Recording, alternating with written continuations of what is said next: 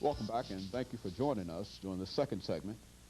Our guest during this segment is Dr. DHudson, who's the principal of Aiken High School and also the executive director of the Tennessee Elementary Principals Association.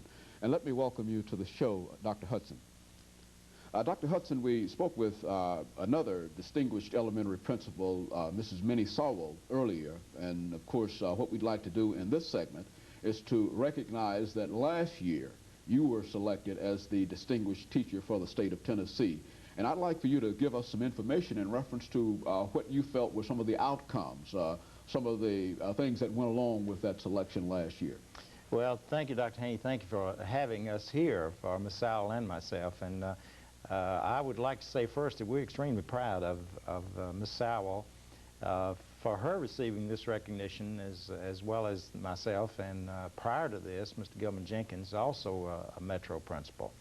And I think the significant thing about this is that we've had 5 distinguished principals identified from the state of Tennessee and 3 of them from the Nashville school system. So we're quite proud of Nashville and for the accomplishments of the professional people that work in the Nashville system. Of course, I may be somewhat prejudiced, but I think it's one of the finest school systems in the country. And it's because of that leadership that makes it that way. And so far as the recognition itself, I know Ms. Sowell's having a hard time accepting it. I did. And because it's one of those things that you feel that you have so many colleagues that that you know are in your own heart are better than you are. So how do you deal with that? And yet it's an extreme honor, and she will get a great deal of pleasure out of the proceedings that will be in the fall. In October, she will go to Washington. She very well may meet the president. She will definitely meet with the Secretary of Education, and will be recognized in a very fine manner. And it's great to experience that. Her school will get a lot of attention, and so will Nashville get attention because of this recognition. And it's a great honor, but I'm confident that she deserves it. And because I've known her for years, and I've seen the work that she's done, and the accomplishments that she's made both professionally and in her own school and with the professional organizations as well. Very good. Now, Dr. Hudson, you're also the executive director of the association dealing with this position throughout the state of Tennessee. Why don't you tell us something about that association and identify for us some of the problems that you've located or identified on the Nashville area, and look at those problems not only from the Nashville area, but how do they compare to some of the problems that we're having through the general part of the state. And we also understand that not long ago you came back from a meeting dealing with this, a national meeting, and give us some information about that. How do we fit in nationally in terms of the kinds of things that we are trying to accomplish here in Nashville? Well, the National Elementary Principals Association is a professional organization that deals with trying to help principals to handle their jobs in a sense. And it's not a labor union as such. It doesn't deal with salaries and benefits and that sort of thing. It deals with the issues involving education at the national and at the state level and local level as well. And the meeting I've just attended was an executive directors meeting making plans for our national conference, which will be in April of next year. And some of the main problems that seem to be national in scope are before and after school care is one. Another is the problem of the voucher system of funding schools.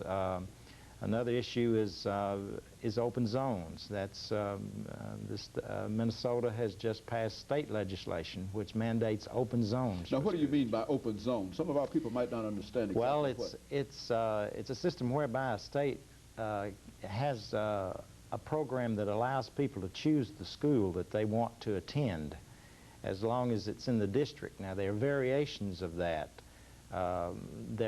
that are being conceived by different states, but Minnesota has already passed legislation that controls that function, so that in a sense it puts schools in a competitive posture so that they're competing with one another. Now, is this the old idea of freedom of choice yes. in terms of the open zone? In terms of open zone, it is. There are restrictions on it. In Minnesota, you cannot go out of district, for example. say the Nashville system would be limited, and in some areas there are even zones within those zones, so that it holds to maintain some degree of control. In some systems there are racial quotas that are established and that sort of thing. In other words, but that's a national issue now. It's becoming very prominent, and so we try to be involved in studying those issues and advising our people in relationship to them. Now, within this open zone idea, there's no attempt to try to undermine Brown versus Board of Education because of the idea of free choice, is there? No. In the situations I know about, it is not. That's not the intent. Some of our state organizations have supported on a limited basis. Some have not. Some have just totally rejected the idea. It hasn't come up in Tennessee at this point, but it's a cutting-edge issue, and it's something that our organization will be dealing with. The child care issue is another one that's very big right now. Before and after school care, when 70% of our parents are both working, or there's only one parent in the home. So before and after school care is a major issue now. And so that's an issue nationally, locally, and across the board. At every level. The state of Tennessee, of course, now is dealing with that issue. And we've been involved with the discussions at the state legislature, dealing with legislators and people involved in making decisions about how the state would fund special programs for before and after school care. But all of these are simply recognition that there are special problems that will have to be dealt with wherever the school system is located, yes, whether it's a local situation or not. Right. What I'd like to do during the last minute of this segment, and of course to continue it when we bring Ms. Sowell out on the third segment, is to talk about some of the issues in education today.